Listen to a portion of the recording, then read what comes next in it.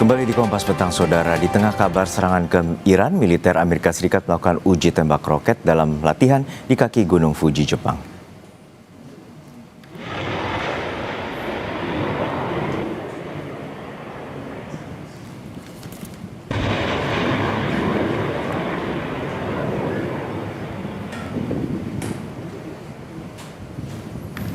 Marinir Amerika Serikat melakukan uji tembak 12 roket dari peluncur bergerak di lapangan tembak kaki Gunung Fuji, Jepang pada Rabu waktu setempat.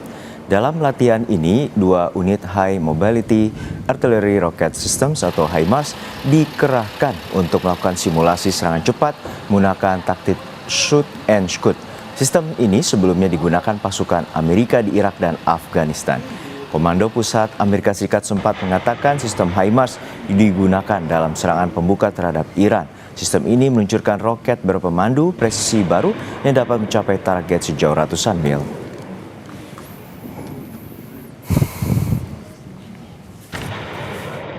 Did today is they started at the high point is what we call it in the tree line. They maneuvered out to a firing point. They try to stay out here as little time as possible to remain as least detectable as possible. They fired 12 rockets, and then after they're done firing, that was 2 HIMARS firing a total of 12 rockets. After each launcher is done firing 6, they will then go to their next high point to maintain that little amount of detectability.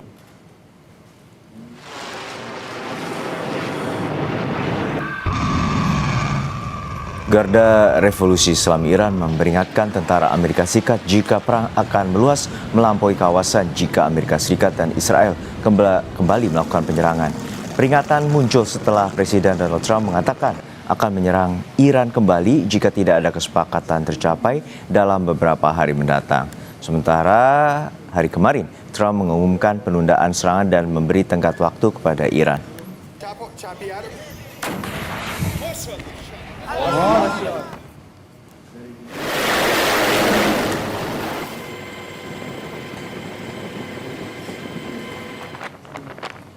Marinir Amerika Serikat menaiki kapal tanker minyak berbendera Iran di Teluk Oman dalam operasi pencegatan maritim pada Senin waktu setempat.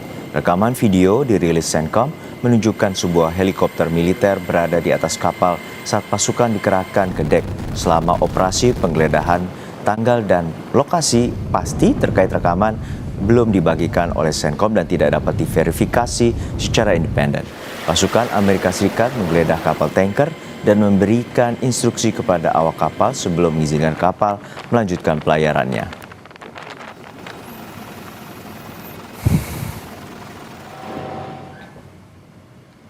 Sementara itu, Perdana Menteri Benjamin Netanyahu mengunjungi pos militer di sepanjang perbatasan timur yang membentang di lembah Jordania yang berbatasan langsung dengan Jordania, serta jalur terhubung ke Irak dan Suriah.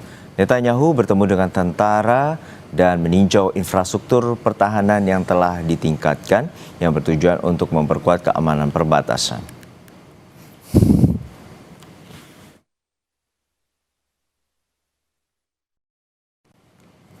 Usai Trump mengancam akan menyerang Iran lagi jika tidak tercapai kesepakatan dalam beberapa hari ke depan, Garda Revolusi Iran balik mengancam akan memperluas perang hingga di kawasan Timur Tengah. Kita akan membahasnya bersama Atasé Pertahanan Iran 2009-2012, Majen Purnawirawan TNI Budi Pramono, dan dosen Hubungan Internasional FISIP UI Agung Nurwijoyo. Selamat petang Bapak-Bapak, semoga sehat selalu. Selamat petang, Mas. Ya, saya ke Mas Agung terlebih dahulu. Mas Agung, untuk saat ini bahwa Trump telah memberikan ultimatum 2-3 hari ke depan, bila negosiasi dengan Iran tidak tercapai, dia akan melakukan operasi sledgehammer atau serangan besar-besaran kembali. Namun di sisi lain, pihak Iran melalui IRGC juga menyatakan akan memberikan serangan balasan dan juga akan melakukan ancaman memperluas serangan bahkan keluar dari kawasan Timur Tengah. Bagaimana pandangan Anda?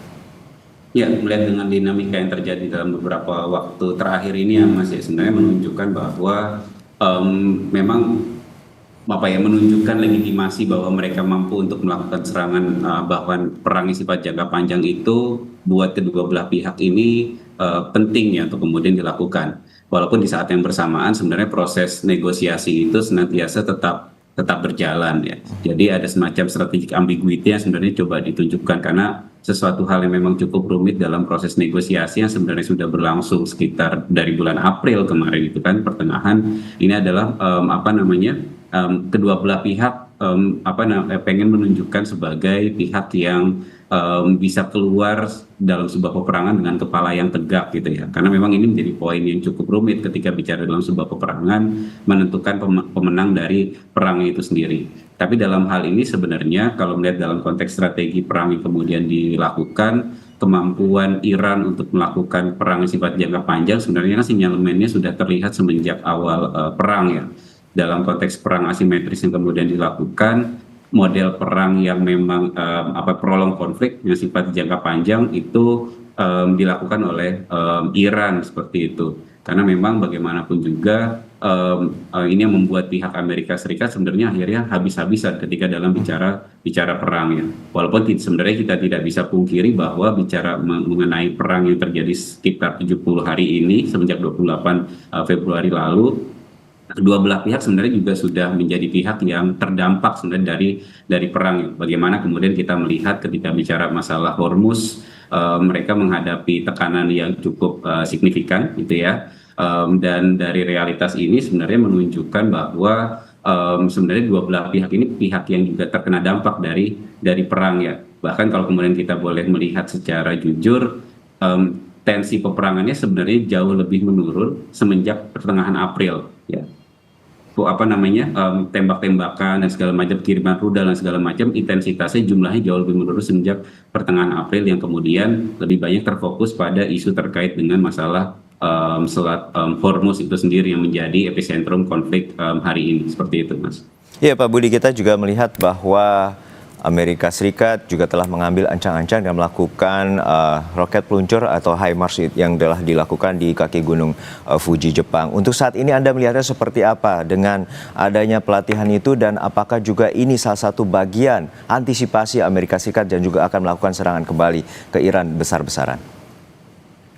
Ya Mas, kita harus berangkat dulu seperti apa Iran saat sekarang ini. Iran saat sekarang ini ada kemungkinan untuk perluas peperangan. Nah, karena Amerika membaca itu, makanya mulai dari Project Freedom Plus, kemudian sekarang Sledgehammer yang diinfokan seperti itu. Saya pikir itu adalah logik saja kalau seandainya Amerika akan menyerang secara besar-besaran. Kenapa demikian? Karena memang lagi-lagi paket besarnya Amerika belum tercapai, keinginan-keinginannya baik itu rudal yang harus dihentikan, drone yang harus dihentikan, kemudian nuklir yang harus dizerokan, kemudian kekuatan proksi yang masih Iran dukung, ini semua kan masih eksis. Dan kita sadar bahwa Iran ini katakanlah memang dia secara konvensional kalah.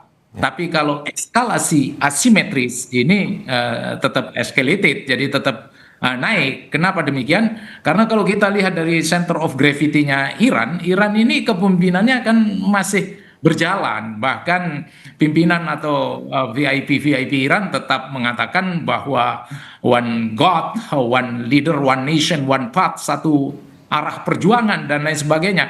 Kemudian kepemimpinan selain kepemimpinan politik, jaringan IRGC. Jaringan IRGC ini kenapa kita lihat kok semakin lama semakin solid? Kenapa? Kita melihat bagaimana kemarin latihan selama 5 hari dan kita tahu bahwa sebetulnya Rahbar ini juga alumni dari IRGC. Dan kapasitas rudal meskipun mengalami decrease yang luar biasa, menurun bahkan 50% katakanlah, tapi rudal-rudal jarak menengah, kemudian rudal-rudal jarak pendek, ini masih eksis, katakanlah Qadr, katakanlah Khorramshahr, katakanlah Khyber Second, katakanlah Fateh atau Fatah dalam hal ini, masih juga eksis. Nah, kemudian bagaimana dengan situasi proksi regional? Ya, meskipun Lebanon dalam hal ini Hizbullah dihajar juga sama Israel, tapi dia juga punya Houthi yang ada di Yaman, yang ini tentunya sangat kritis kalau apabila terjadi serangan ke Bab el Mandeb, belum lagi milisi yang ada di Irak maupun di Suriah. Ini kan tinggal nunggu green light aja, sekali Iran mengatakan yes attack, simultaneously attack, inilah yang jadi cost imposition strateginya Iran semakin jadi-jadi, dan wajar kalau seandainya Amerika ini dengan berbagai tahapan dia memberikan mulai dari Epic Fury, Economic Fury, kemudian Project Freedom Plus, kemudian sekarang Sledgehammer. Ini wajar saja. Kenapa? Karena kalau menurut Clausewitz, selama itu tujuan politik belum tercapai, ya, maka ya, negara itu tidak akan selesai. The war is not final yet. Jadi belum selesai peperangan itu. Menurut Amerika seperti itu, Mas. Jadi sekali lagi bahwa Iran senjatanya hanya satu, yaitu serangan asimetris. Yang ini tentunya akan membingungkan kawan dan lawan. Oke, tapi dalam pandangan Anda, siapa negara sekutu Amerika Serikat yang pertama akan disasar oleh IRGC jika perang akan meluas? Namun jawabannya usai jeda hanya di Kompas Petang. Kembali di Kompas Petang, Saudara, Trump mengancam akan menyerang kembali Iran, dan kemudian Garda Revolusi Iran juga balik mengancam akan memperluas perang hingga di luar kawasan Timur Tengah. Kita akan membahasnya bersama Atasé Pertahanan Republik Indonesia di Iran 2009 hingga 2012, Majen Purnawirawan TNI Budi Pramono, dan juga dosen hubungan internasional FISIP UI Agung Nurwijoyo. Saya kembali ke Pak Budi. Pak Budi, tadi kita mengetahui bahwa Anda sampaikan Iran masih memiliki balistik hipersonik Fatah 1 dan 2, juga ada BM Emad, Gadar, Khobar, dan Qasim yang juga dimiliki oleh Iran. Bila ancaman dari Amerika Serikat ini terlaksana, yaitu serangan kembali ke wilayah Iran, apakah serangan yang akan dilakukan Iran ini akan menyasar negara sekutu mana, terutama wilayah di luar kawasan Timur Tengah? Ya, Mas, kalau yang pertama yang diserang tentunya Israel. Di mana apa? Di mana ini adalah selalu dikatakan oleh Iran bahwa big Satan and little Satan, ya, setan besar dan setan kecil. Nah, setan kecilnya dalam ini pastinya Israel yang akan dihajar duluan. Tapi ketika kita bicara negara-negara Teluk, maka kita fokus ke center of gravity-nya di negara-negara Teluk ini, di mana Amerika letakkan home base-nya. Home base Al-Udeid ini kan home base-nya AU, Amerika, 10.000 personil ada di sana. Nah, kalau memang mau dihajar duluan, maka yang dihajar adalah home base-nya Amerika, Air Force-nya. Dan yang tidak kalah pentingnya, di mana di sini kita melihat bagaimana naval strike yang selama ini dilaksanakan oleh AS, maka satu negara yang paling center of gravity dalam hal ini naval strike, NSA, Naval Strike Activity of Bahrain, ini ya ada di Bahrain. Ini kekuatannya sekitar 3.000-an personil di sana. Nah, itu ketika bicara kita pangkalan, maka ketika kita bicara energi, ya tentunya Iran akan menyasar beberapa negara yang sumber energi. Apakah itu UAE, di mana UAE ini ditengarai adalah negara yang paling aktif dalam menyerang Iran.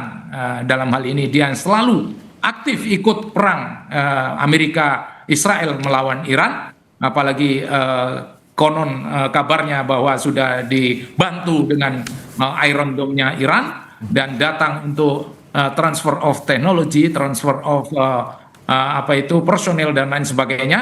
Nah, kemudian juga ini Saudi Arabia tentunya, dan juga tentunya Kuwait dalam hal ini. Jadi negara-negara yang sumber energinya besar di negara Teluk tentunya itu akan disasar yang kedua. Tapi sekali lagi, Mas, sasaran-sasaran ini Iran harus critical analysis. Jadi benar-benar harus berpikir secara kritis. Otherwise kalau tidak, ya benar-benar mereka akan berkumpul dan menjadi teman semuanya. Kalau menjadi teman karena memang Iran tidak presisi menyerangnya, atau benar-benar tidak hanya menghilangkan pangkalan-pangkalan Amerika yang ada di negara Teluk, halangi nuklirnya, tapi juga halangi rudal dan drone-nya agar dia tidak nyisir negara-negara kita. Begitu katanya negara Teluk. Dan negara Teluk itu sendiri, Mas, sebetulnya dia tidak menghendaki adanya serangan itu bagaimanapun juga, maupun presisi dan lain sebagainya. Ini kan termasuk jualan di dalam negeri. Jualan di dalam negeri di mana apa? Di mana negara tidak mampu melindungi keamanan negara masing-masing, termasuk Amerika yang selama ini kredibilitasnya memayungi negara-negara Teluk yang decrease his value, jadi menurun nilai Amerika di mata negara-negara Teluk. Nah, kalau seperti ini yang terjadi, kredibilitas Amerika ini sudah turun, maka itulah Mas sebetulnya center of gravity-nya Iran dalam menghadapi Amerika secara politik, di mana Clausewitz mengatakan bahwa apabila mampu kita menghambat politik keberlanjutan politik negara atau musuh kita, maka itulah yang namanya perang yang sejati. Begitu Mas, Oke. kalau menurut saya. Ya, saya ke Mas Agung. Mas Agung, kita mengetahui bahwa ini merupakan juga perang urat saraf yang masih terjadi. Namun sebenarnya berapa siapkah negara-negara sekutu Amerika Serikat terutama di Timur Tengah? Karena pada dasarnya seperti Arab Saudi juga menyatakan mendukung upaya diplomasi yang saat ini tengah dilakukan oleh Trump. Namun Anda melihatnya seperti apa bila serangan ini terjadi dan juga serangan ini meluas dan menyasar seperti yang disampaikan oleh Pak Budi tadi, negara-negara terutama sekutu Amerika Serikat di negara Teluk itu juga turut diserang? Ya, kalau dalam konteks seperti ini ya Mas, satu hal yang kemudian patut kita syukuri dalam setidaknya perang yang dimulai dari 28 Februari adalah kecenderungan negara-negara Teluk untuk menahan diri sebenarnya. Ya, dalam hal ini yang kita lihat memang dari awal kan kita serangan-serangan terhadap objek-objek khususnya US military base ya di kawasan Timur Tengah itu, ancaman itu bukan sekedar muncul hari ini, tapi di awal-awal perang pun sudah sampai benar-benar terjadi seperti itu. Tapi dalam realitas tersebut adalah yang dilakukan oleh negara-negara yang terkena dampaknya, kecenderungan mereka adalah senantiasa menahan diri untuk tidak langsung terjun dan melakukan aksi retaliasi terhadap apa yang dilakukan oleh Iran misalkan. Nah, tentu hal itu akhirnya berimbas terhadap konflik ini fokusnya kepada Iran dan Amerika Serikat saja seperti dan plus Israel tentunya. Nah, kalau memang akhirnya Iran kembali melakukan serangan serupa dan kemudian aksi retaliasinya dilakukan dan sifatnya masif, saya pikir menjadi satu bentuk kekhawatiran adalah konflik ini, perang ini berdampak terhadap perang regional. Nah, tentu kalau sudah bicara masalah perang regional seperti hal tadi sempat disinggung oleh Pak Budi ya, bagaimana Iran ini kalau tinggal mengaktifasi kekuatan-kekuatan proksinya, perang regionalnya akan lebih masif gitu ya.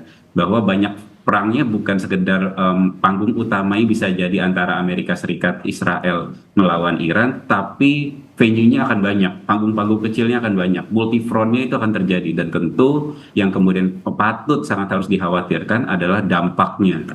Nah, perang yang kemudian sekarang terjadi saja yang fokus utamanya bicara tentang isu masalah Hormuz misalkan, yang memberikan supply terhadap 20% jalur jalur energi global, dampaknya begitu masif terhadap perekonomian dunia hari ini ya kan. Bahkan kalau kemudian kita lihat realitas ini kemudian mendorong global power line untuk kemudian juga memberikan upaya negosiasi juga sebenarnya dalam titik tertentu ya.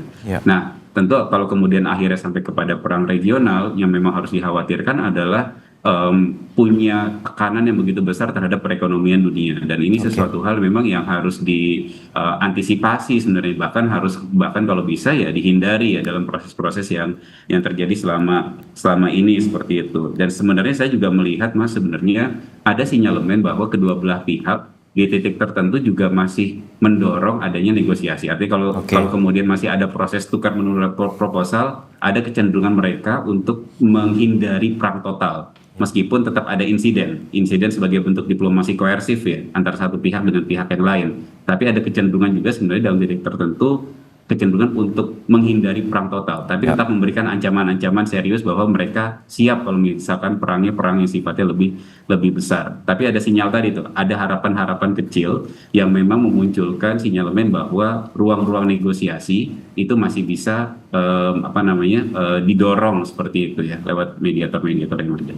Baik, kita harapkan ada titik terang terutama pasca mediasi dengan Pakistan gagal, dan tentunya kita juga menantikan upaya dari negara lain seperti Tiongkok ataupun juga bahkan PBB untuk melakukan negosiasi dan upaya perdamaian antara Amerika Serikat dengan Iran, dan juga kita harapkan tidak ada serangan kembali yang kemudian menyebabkan perang regional seperti Anda sampaikan, Mas Agung. Terima kasih sekali lagi Mas Agung Nurwijoyo, dosen Hubungan Internasional FISIP UI, dan juga Bapak Budi Pramono, Majen TNI Purnawirawan Atase Pertahanan Republik Indonesia di Iran periode 2009-2012. Sehat selalu Bapak-Bapak.